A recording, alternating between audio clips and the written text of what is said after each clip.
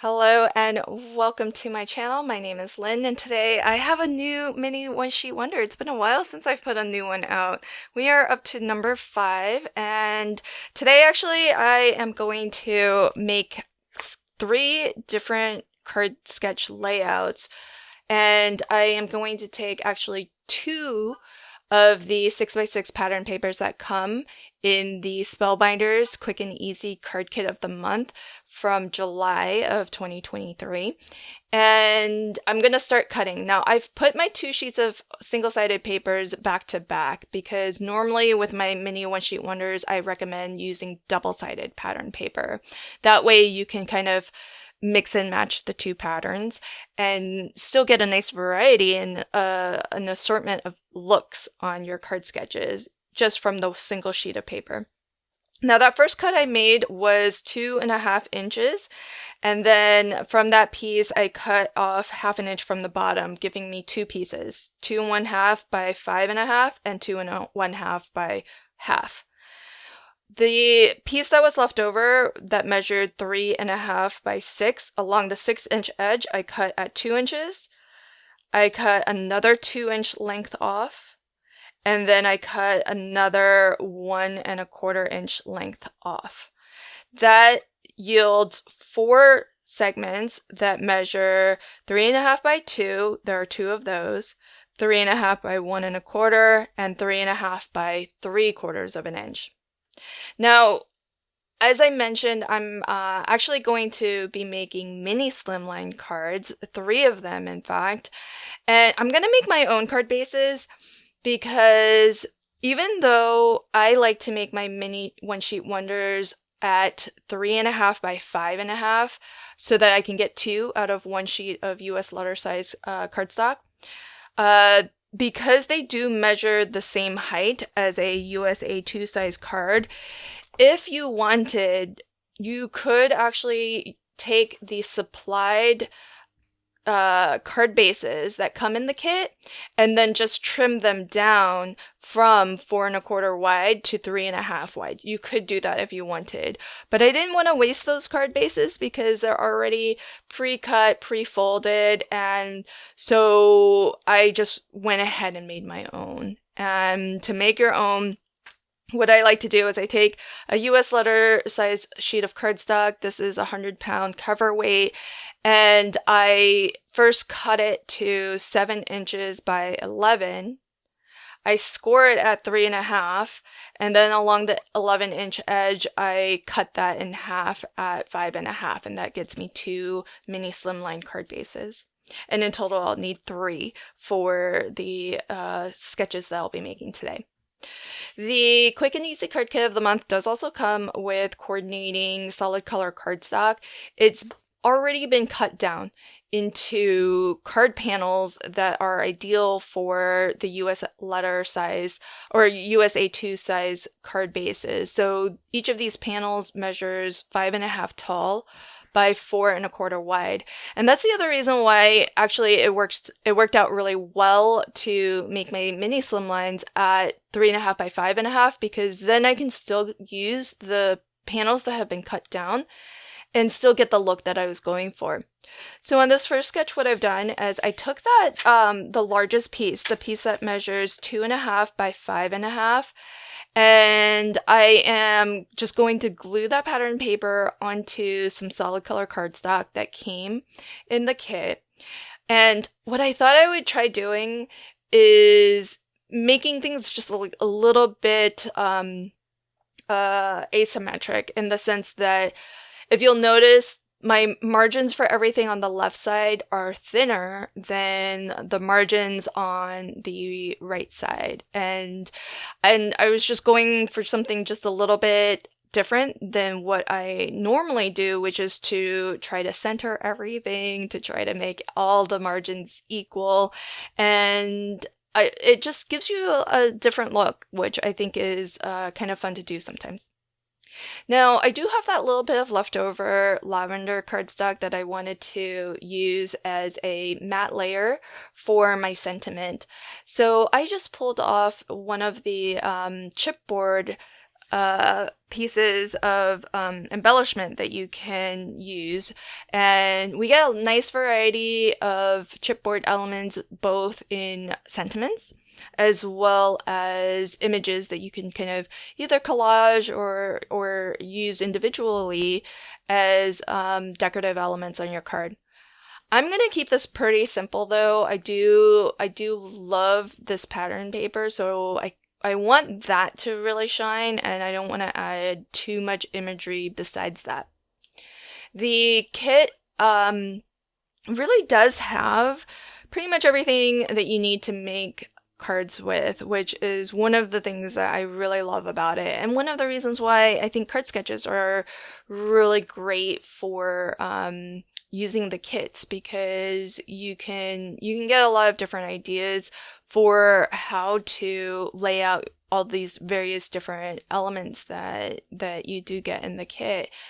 And so when I try to craft with the kit, at least for one set of cards, I try not to bring in any dies. I try not to bring in any stamps or really, anything else from my craft room, just assuming that for somebody who is getting into this craft who might be new and doesn't have all the things, or maybe for folks who are using the kit as an activity to do with your family, with younger kids, for example, it is really fabulous for that, because you don't really need to bring much else to the party besides maybe something to cut with. So I've been bringing on screen various different trimmers.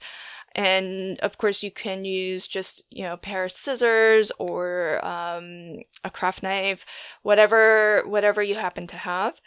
And I think the only other thing that I brought in to this craft session is some different adhesives. It's just habit for me to go to my ATG gun. So even though the kit does come with double-sided adhesive tape, which you can see on screen right there, I just kept on forgetting about it because it's so habit for me to reach for my ATG. Now on this second sketch here, what I've done is I took the two pieces that measure 3.5 by 2, and I've used them in a different way here. Now, this is why I like to recommend using double-sided pattern papers, because you can use the front for one of your patterns and then flip to the back and use that for a different look. And most pattern papers are designed so that the front and the back perfectly coordinate one another. In this case, because the Quick and Easy Card Kit of the month, it includes 6x6 papers that are single-sided, I still cut them as if it was double-sided paper. So I just placed them back to back and cut it as if it was a single sheet of double-sided paper. And as I am creating these 3 cards, I'm only using, the one side. So I'll be able to actually make another set of 3 cards from the pieces that I cut. But if you are crafting along with my mini one-sheet wonders, it really only takes one sheet of 6x6 double-sided pattern paper, and you can get 3 cards from it, 3 different sketches, 3 different looks. And what I've done here is, for my sentiment on this card, I've taken some of the puffy stickers that come. Now, it's really great because the puffy stickers are, they're really fun just in terms of tactile, like the touch of it, the feel of it. So I love that that's been included, and there are a lot of different sentiments, and I love the scale of the font too. There's a bit of a mix, but I like that there are some rather large ones. All I did with this one, Life is Cool, and the thing is, these are individual letters, so if you wanted, you could actually try to see if you could spell something different as well. So there's nothing that says you have to actually use the sentiment as it's been sort of laid out, and maybe even mix and match some of the words, some of the letters.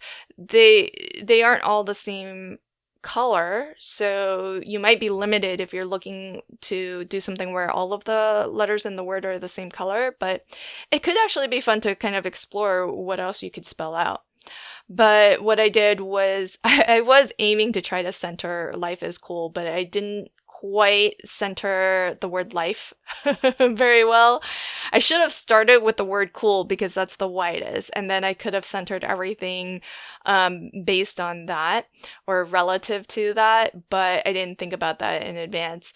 So to try to make it look a little bit more intentional that life isn't exactly centered, I did pull out the heart puffy sticker. So I'm really glad that there are some additional little elements in the puffy stickers, but even if there weren't, you get so many different embellishments. There's a couple sheets of chipboard stickers, and then there's a huge pack of pre-printed full color pre-cut ephemera pieces. So there would have been a lot of different options for how to adorn that piece.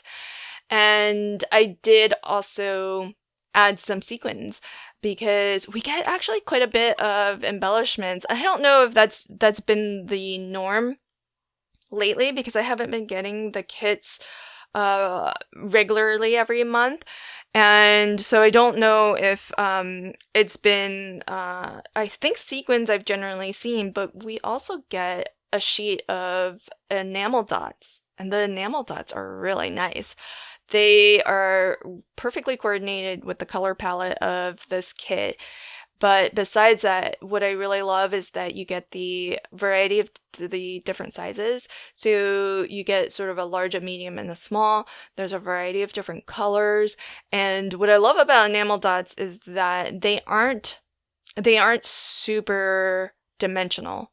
So I love that they are still relatively flat. So you could use them and not have to worry about triggering extra postage, or I always worry with faceted gemstones, for example, that they might actually break through the envelope. So I always try to remember to put like a little extra layer of cardstock when I send something with a gemstone on it.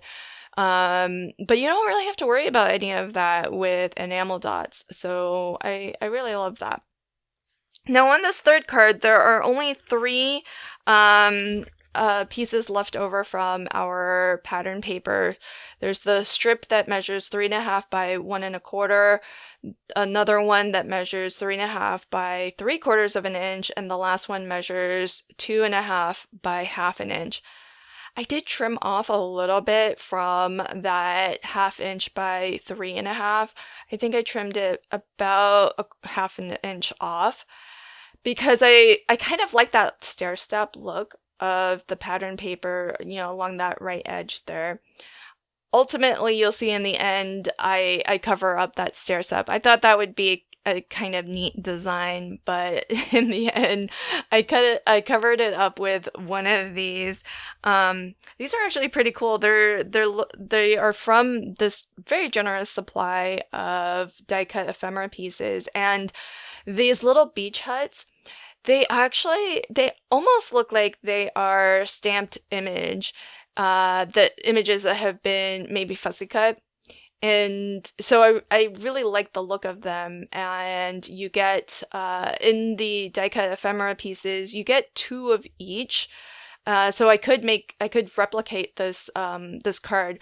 Although the puffy sticker sentiment that I'm going to use, you only get 1 of each there. But in terms of the die cut ephemera, you do get 2 of each. And with the beach huts, there's actually 3 different colored and shaped and sized ephemera pieces. So a really nice variety there. Okay, so here's a final look at the 3 mini slimline cards that are part of my mini One Sheet Wonder number 5. And if you are a member of my channel, you do have access, everybody will have access to the free PDF where I show you the cutting guide as well as the card sketches. Now, that PDF isn't going to have any additional information that I haven't already disclosed in this video. So it's really just meant for folks who like to have a printed version and like to have the visuals of how to cut down that initial sheet of 6x6 pattern paper. But I have given you dimensions for everything, and you have seen me put together the card sketches. So there isn't anything extra there if you are worried about missing out, but it's just a nice freebie that I like to offer my channel members. So at all levels, you'll have access. At the Crafty Friend level, it's only 99 cents to join, and you will always have access to the most recent mini one sheet wonder, and that will be this one starting today.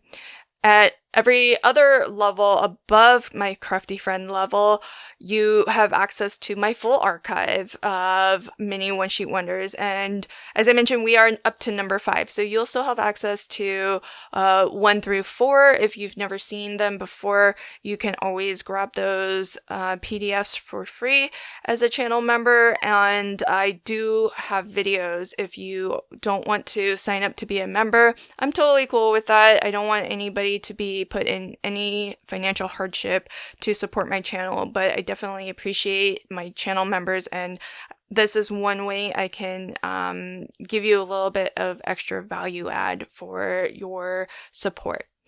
And so if you want to go back, I do have a playlist of my mini one sheet wonder videos, so you can always check that out for free.